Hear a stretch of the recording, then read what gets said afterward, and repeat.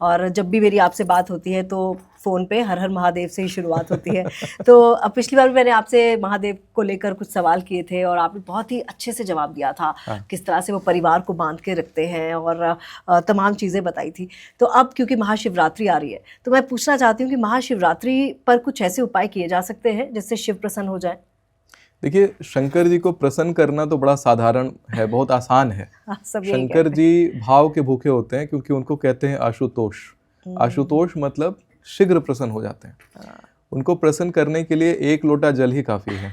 आप शंकर जी के मंदिर जाइए, एक लोटा जल लेकर के मंदिर में पहुंचिए और सबसे पहले शंकर जी के दाईं ओर, शिवलिंग के दाईं ओर थोड़ा सा जल अर्पित करिए और चढ़ा करके श्री गणेशाय नमः बोलिए, वहाँ गणेश जी का ध्यान करिए।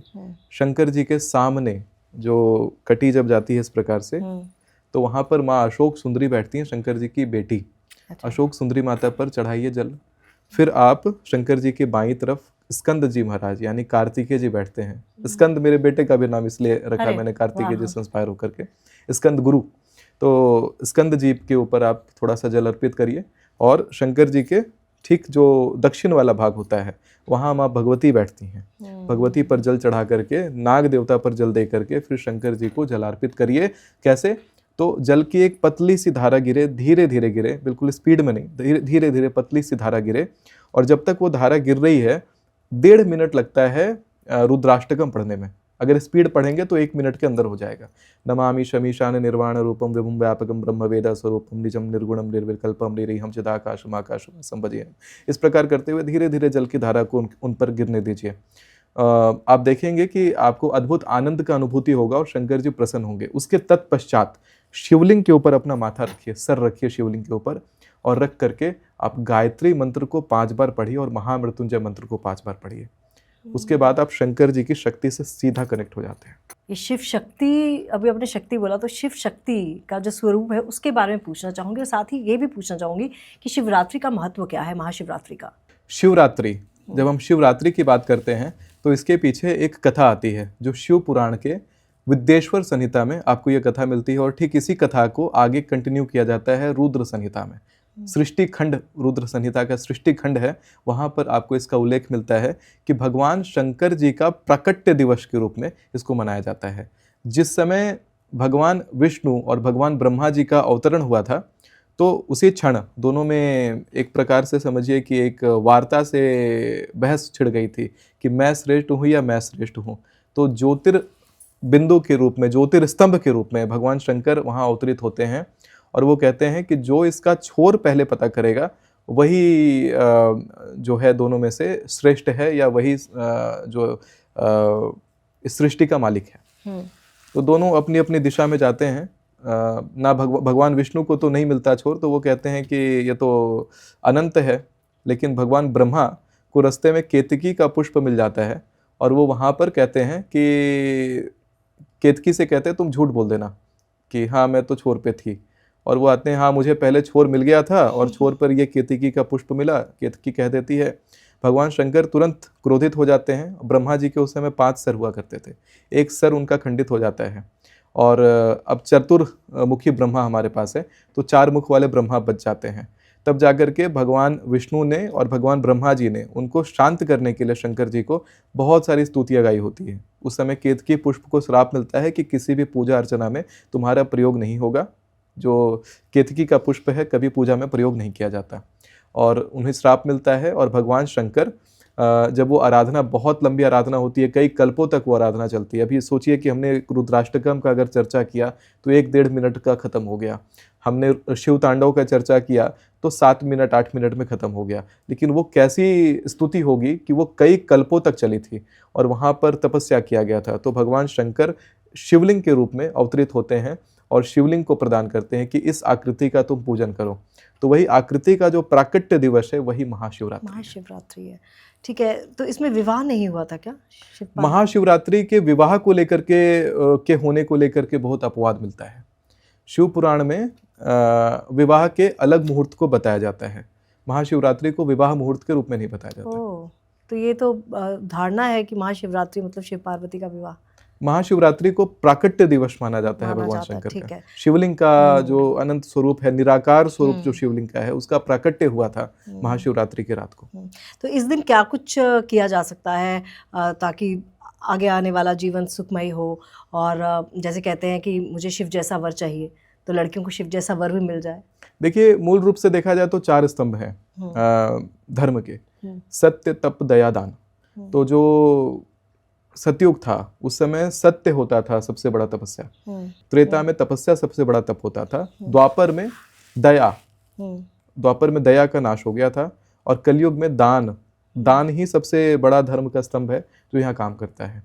तो कलयुग में भर भर के दान करना चाहिए। जब भी कोई ऐसा धार्मिक त्यौहार आए, धार्मिक अवसर आए, तो हो सकता है आप अपने ऑफिस के कामों के कारण बहुत सारा पूजा में समय ना निकाल पाए, तो दान के लिए समय निकालना चाहिए। तो उसमें शंकर जी से संबंधित वस्तुओं का दान करें। जैसे शिव मंदिर के अंदर आप रुद्राभिषेक किया जाने वाला श्रृंगी का दान करें। अच्छा। अपने भाव से किसी शंकर जी के मंदिर में सर्प का दान करें। जिन लोगों का काम बार बार बदलता जाता है, जो ये काम कर रहे हैं और थोड़ा दिन काम चलता है, फिर काम बदलना पड़ता है, कोई काम स्टेबल नहीं है, स्टेबिलिटी चाहते हैं अपने जीवन में, तो वैसे में शंकर जी को आपको सर्प का दान करना चाहिए। जो सांप आप दान करेंगे उसके आँख को आपको सोने का रखना है, यानी थोड़ा सा स्वर्ण या सोनार के पास जाकर के, तांबे का हो सांप बना हुआ या चांदी का आप सांप दान कर रहे हैं, उसके आँख में थोड़ा सा सोना लगवा देंगे दोनों आँखों में, और शिवलिंग पे जाकर के उसको अर्पित कराएंगे। इसका बहुत ही बड़ा महात्म्य शिव पुराण में बताया गया है, शिव पुराण के वायव्य संहिता में बताया गया है। इसी प्रकार से आप जो है शिवरात्रि के दिन में आप चावल का दान करें, दूध का दान करें, और अगर हो सके तो खीर का भंडारा करवाएं। ऐसा करने से जीवन में धन और ऐश्वर्य प्राप्त होता है। आप अपने जीवन में जो तत्व आकर्षित करना चाहते हैं या जो ग्रह को बलवान करना चाहते हैं, उसके अनुसार जो सामग्रियां होती हैं, जैसे शुक्र को बलवान करने के लिए शिव मंदिर में इत्र का दान करें। केस या कोर्ट कचहरी के मामलों से विजय प्राप्त होने के लिए वहां पर दीपक का दान करें, और साथ में ज्वलन सामग्रियों का, माचिस आदि का दान कर दें। गुप्त दान करना है, अगर ज्वलन सामग्री दान करते हैं तो गुप्त दान करना है। इसी प्रकार से आप अपने यश में वृद्धि चाहते हैं तो शिव मंदिर में चंदन का और भस्म का सेवा दिलवाएं। अगर आप अपने जीवन में कोई घर बनाना चाहते हैं तो शंकर जी के मंदिर में अपने तरफ से ईंटों का या बिल्डिंग मटेरियल्स का दान करवा दें। तो ऐसे ऐसे छोटे छोटे दान जो आप अपने जीवन में चाहते हैं, वैसा ही संबंधित कुछ शिव मंदिर में अगर आप शिवरात्रि को दान करते हैं तो उसका बहुत बड़ा इफेक्ट आपको डायरेक्ट अपने जीवन में मिलेगा। क्योंकि शंकर जी बस इतना इंतजार करते हैं कि आपने उनके तरफ थोड़ी सी हाथ बढ़ाई है, और शंकर जी फिर आपका हाथ थाम लेते हैं और फिर छोड़ते नहीं। क्योंकि कहते हैं कि अगर आप शिव जी के भक्त हैं या फिर आप शिव आपको बुलाते हैं, तो समझ लीजिए कि आपने उनकी भक्ति नहीं चुनी है, शिव ने आपको चुना है जी। ऐसा क्या? शंकर जी या चाहे कोई भी देवता, जब आपको अचानक से उनकी भक्ति करने की इच्छा होने लगती है, आप समझिए कि वो आपको बुला रहे हैं। अच्छा। और समझिए, ये भी समझ के चलिएगा कि जीवन में हो सकता है कोई संकट भी आने वाला है, और उस संकट को काटने के लिए वो आपको बुला रहे हैं। वहां पे आप जाते हैं, उनकी भक्ति करते हैं, संकट उधर कट जाता है। आपने देखा होगा कि कलयुग में कई लोग भ्रमित होते हैं कि मैंने जिस दिन पूजा स्टार्ट किया था उस दिन से मेरे जीवन में सब गड़बड़ होने लगा। मैंने कई बार सुना है लोगों से, और कई सारे एस्ट्रोलॉजर्स आजकल ऐसा करने लगे, ऐसा ज्ञान देने लगे हैं। चूंकि स्वामी विवेकानंद ने यह बात अपनी किताब में एक बार कही थी। उन्होंने एक वेदांत करके पुस्तक लिखा था, उसमें उन्होंने एक बात कही थी कि लोग या तो धर्म के स्तर पे खुद को चढ़ाएंगे, या तो धर्म को इतना गिरा देंगे कि उनके स्तर पे आके धर्म खड़ा हो जाए। जैसे शराबी कहते हैं कि शराब पीने से पहले हम भैरव बाबा को चढ़ा रहे हैं, 3 बार ऐसे नाटक करते हैं।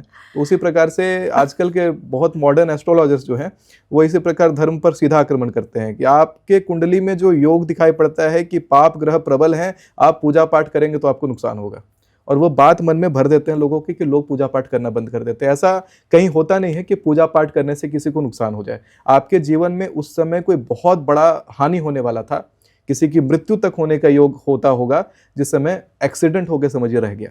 क्योंकि आपने भगवान की जब भक्ति चुनी थी, तो भगवान की भक्ति करने में आपके जो खराब कर्म हैं वो वहां पे नष्ट हो जाते हैं। केवल शंकर जी को इसका शक्ति प्राप्त है कि कर्म तक को वो नष्ट करते हैं। आप तांडव में, शिव तांडव स्तोत्र में एक बड़ा अच्छा प्रसंग आता है। उस प्रसंग में ऐसा है कि जयत त्वदत भ्रवित भ्रमत भ्रमत भुजंग मत श्वसा ध्वनिर्गमत स्क्रमत स्फुरत कराल भाल हौ विवाट धिमित धिमित धिमित ध्वनन मृदंग तुंग मंगला ध्वनि क्रम प्रवर्तितः प्रचंड तांडव शिवा।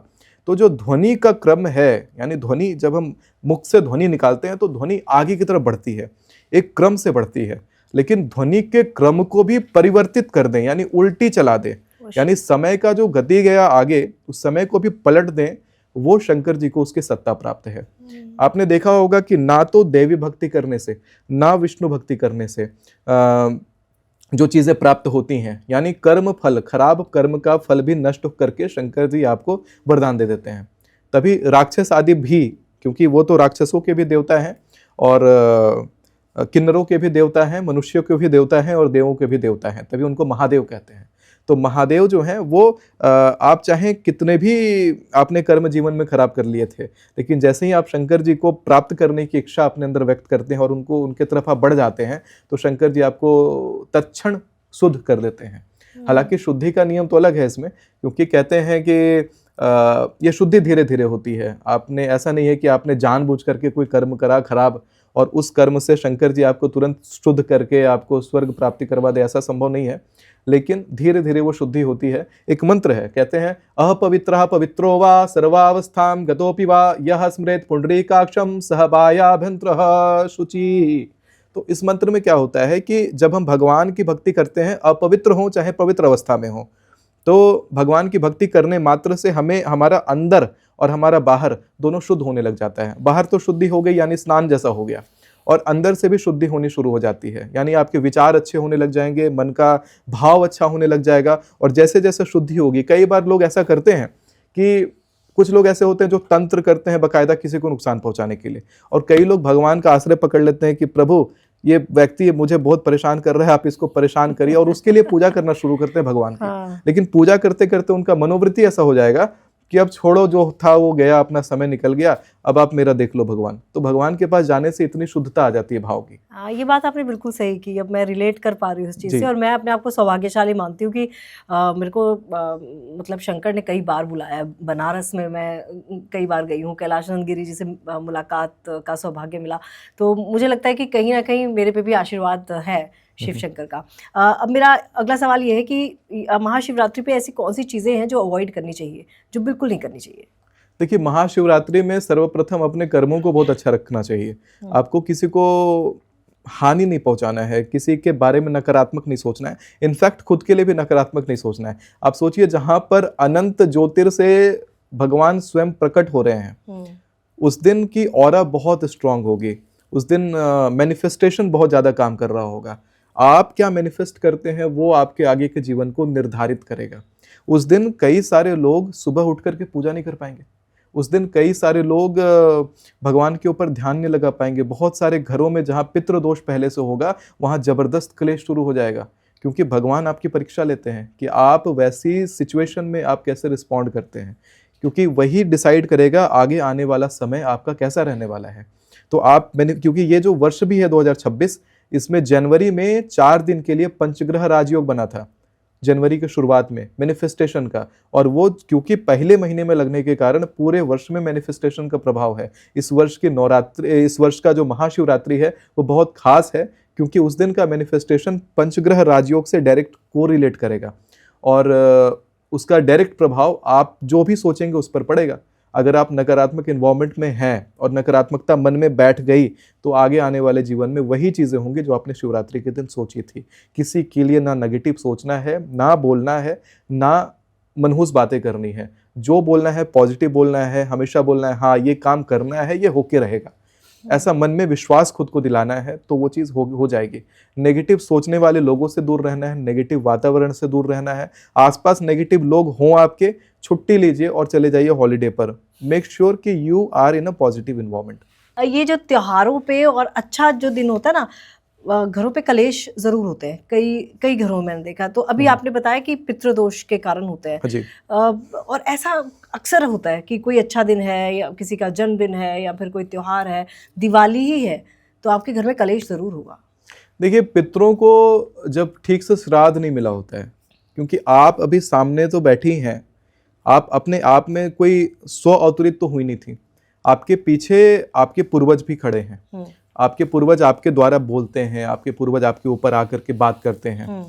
अब जब हमने पूर्वजों को जल नहीं दिया, पूर्वजों का श्राद्ध नहीं किया, पूर्वज भूख से तड़प रहे हैं, भूखे हैं, फिर आप सोचते हैं कि हम धर्म कर लेंगे और हम पुण्य कमा लेंगे, तो वहाँ पर अवरोध उत्पन्न होने लग जाता है। क्योंकि वो जब आपके कोई व्यक्ति माता हैं, कोई पिता हैं, कोई दादा हैं, वो तब तक माता पिता दादा हैं जब तक वो शरीर में हैं। उन्होंने शरीर छोड़ा, उनको पूरे जन्म जन्म का सब चक्र दिख चुका है, लेकिन आपके इस वाले जन्म से बहुत ज़्यादा वो कनेक्टेड रहते हैं।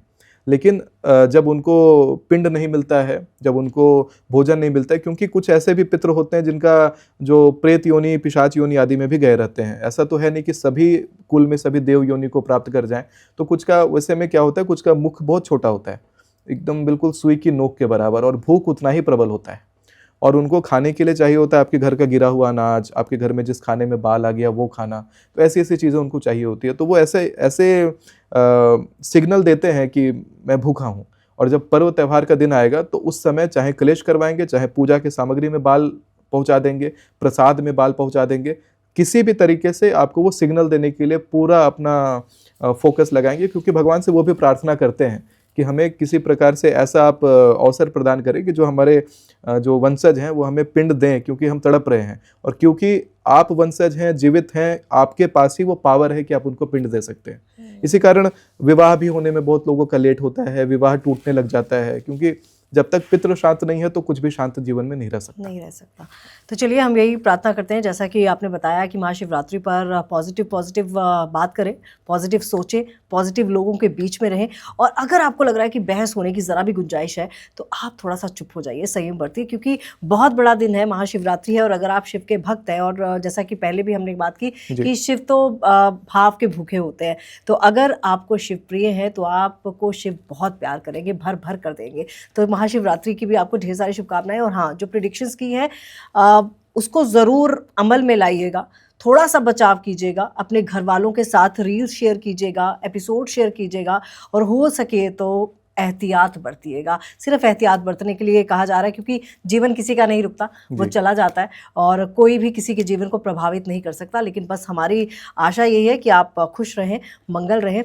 और आपका बहुत बहुत धन्यवाद, एक बार फिर से आप इस शो में आए और आपने एक बार फिर से इतना ज्ञान दिया। बहुत बहुत धन्यवाद। बहुत बहुत धन्यवाद तमन्ना जी। मैं तो ऑडियंस से कहूंगा कि कमेंट में हर हर महादेव लिखिए, भरिए, और एक जयकारा लिखिए कि नमः पार्वती पतये हर हर Mahadev Shambho. Tamanna Talkies, where you can follow trend every weekend. So please share, follow and subscribe.